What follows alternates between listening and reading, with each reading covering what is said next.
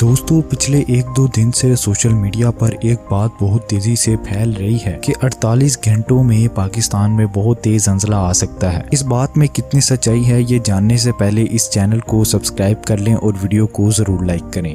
दोस्तों डच के earthquake predictor Frank होगर beats ने ये पेशन गोई की है कि 48 घंटों के बाद पाकिस्तान में बहुत तेज ज़लज़ला आ सकता है। दोस्तों ये वही शख्स है जिसने तुर्किया के ज़लज़ले के बारे में बताया था और वही हुआ कि कुछ दिनों बाद तुर्किया में बहुत शदीद ज़लज़ला आया और 50,000 से ज्यादा लोग इसमें मारे गए। दोस्तों हमें अल्लाह ताला से माफी मांगनी चाहिए क्योंकि ये हम इंसानों के गुनाहों का ही नतीजा है। बाकी अल्लाह पाक हम सबको अपने हिफ्ज़ो ईमान में रखे। आमीन।